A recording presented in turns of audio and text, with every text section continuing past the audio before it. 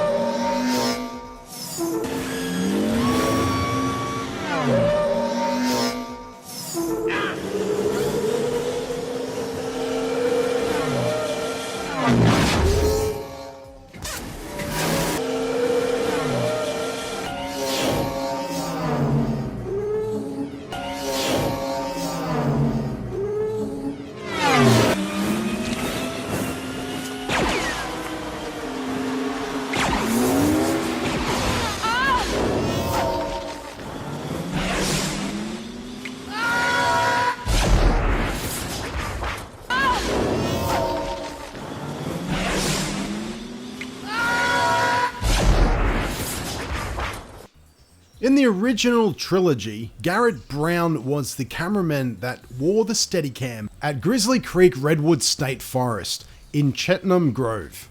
The original idea was to film the chase sequences on dirt bikes and then use that footage sped up.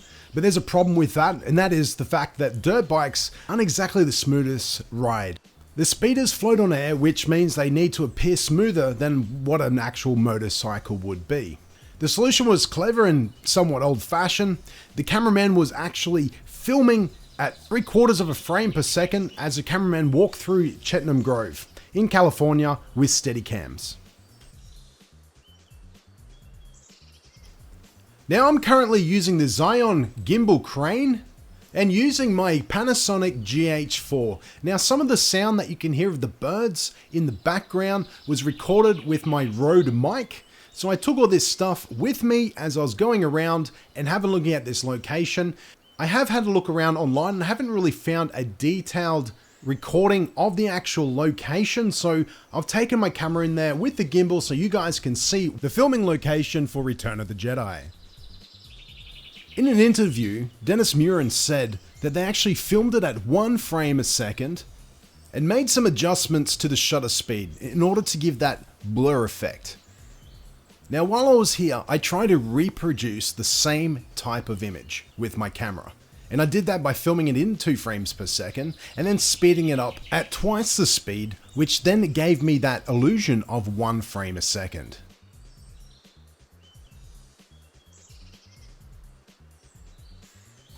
So this is what they call Luke and Leia Pass. It is a redwood tree that's obviously fallen down.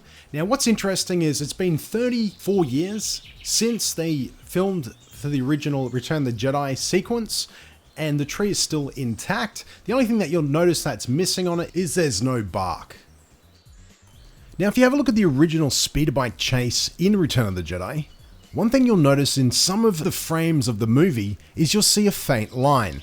Now when they were originally doing the filming for the background plates for the visual effects for the speeder bike chase, they put a piece of string or fishing line along the track in order to keep the camera as stable as possible along that path. Now they didn't want it to be absolutely perfect when they were recording it, so the subtle movement of walking, pretty similar to what you can see here in my footage, gives that effect that it's a natural cushion of air as they're speeding through the redwood forest. Dennis Muren said that he didn't want it to be too perfect to appear as if it was a fake shot. So by simply making it so that it wasn't exactly a perfect recording, it allowed it to feel more natural. Now when they actually panned the camera around the track, they had to tilt the camera in order to give that nice movement as if you're going around corners. And you'll notice all that if you actually watch the speeder bike chase.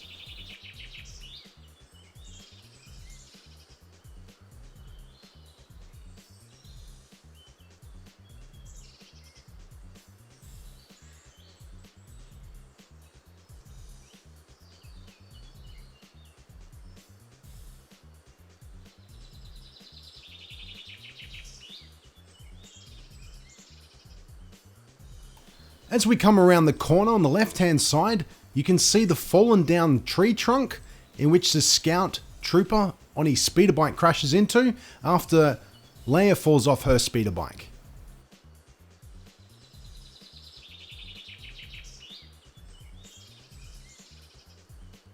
Now, along with Gareth Brown when he was doing the Steadicam footage for the speeder bike chase, Dennis Muren was there, assisting, making sure that all the visual effects shots were in place. I'm just going to play Dennis Muren's interview as he discusses how they did the speeder bike chase. Down below in the comment section is a link to the actual video so that you can watch it and see all the video with the dialogue.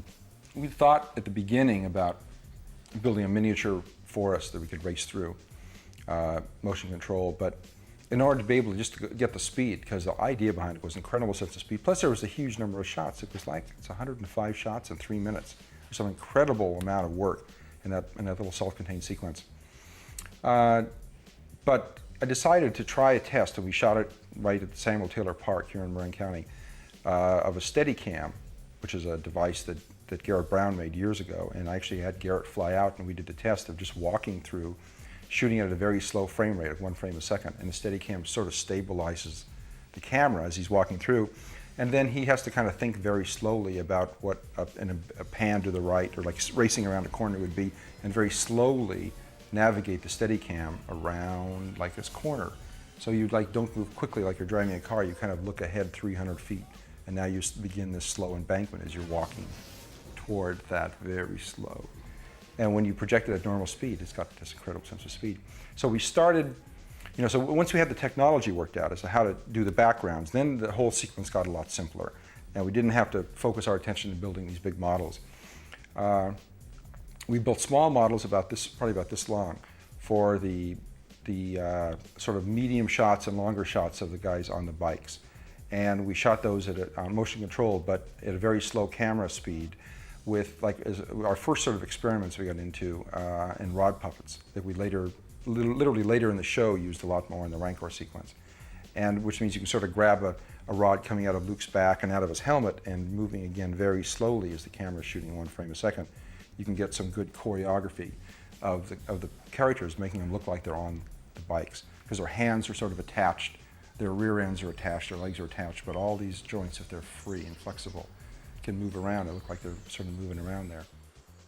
When I was looking at the cross trees, I didn't understand why it didn't look right. And I figured it out. What happened is, obviously they filmed the trees, but they flipped it over when they were applying the effects. One of the greatest part about going to this natural reserve is the fact that there is generally no one else there. When I was there for a good hour or and a half before heading back. And there was only one family that came after I took off.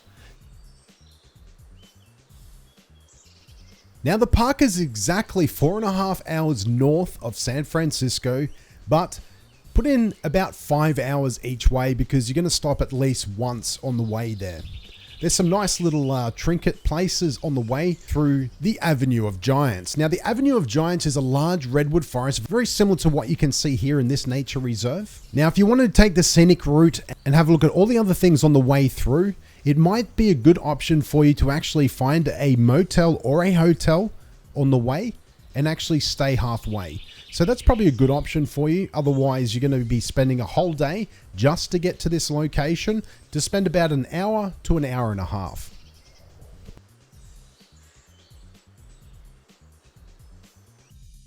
And finally, this is what it looks like when I filmed at 2 frames a second and sped it up, and I had the shutter open to try and give the illusion that I'm doing a speeder bike chase. If you want to become a Filmmaster subby, it's pretty simple. Subscribe to the channel, like us on Facebook and or on Twitter. Until next time, don't just film it, master it.